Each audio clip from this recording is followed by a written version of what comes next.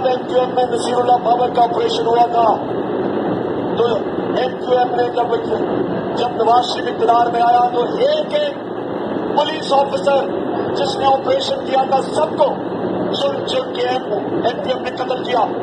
Number correctly के 360 MQM के कारकुनों को मारकर मरगला हिल्स में फेंक दिया गया। वो पुरानी बात।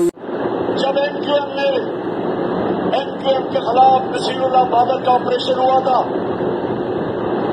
जब MQM में नसीरुल्लाह बाबर का ऑपरेशन हुआ था तो MQM ने जब नवाज शरीफ इक़्तिदार में आया तो एक पुलिस ऑफिसर जिसने ऑपरेशन किया था सबको चुन चुन के MQM ने कत्ल किया।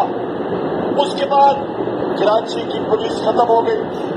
आज भी कराची में डेंजर्स है क्योंकि कभी उसके बाद उनकी पुलिस उसके बाद खड़ी नहीं हुई। ध्यान दिया था इफ आई रिमेम्बर करेक्टली के 360 MQM के कारकुनों को मारकर मरगला हिल्स में फेंक दिया गया।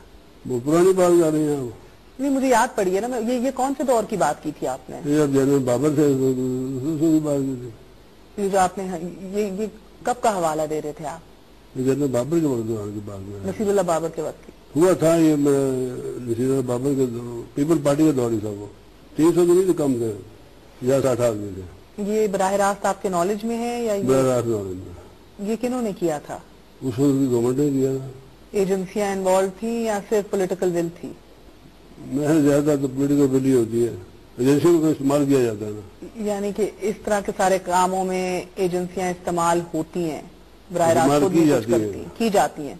या आपका मतलब है कि खुद नहीं कुछ करती, इस्तेमाल की जाती हैं? गवर्नमेंट के ताबे होती है वो। सुनने को और बोलने को तो ये बहुत अच्छी बात आपने की, मगर यानी कि 92 वाला जो ऑपरेशन था वो भी आपने एजेंसियों को इस्तेमाल किया। आप पीछे आप पड़ गई उनके 92 के पीछे एजेंसियों को इस्तेमाल किया। एजेंसियों को इस्तेमाल तो किया जाता है ना, करते हैं।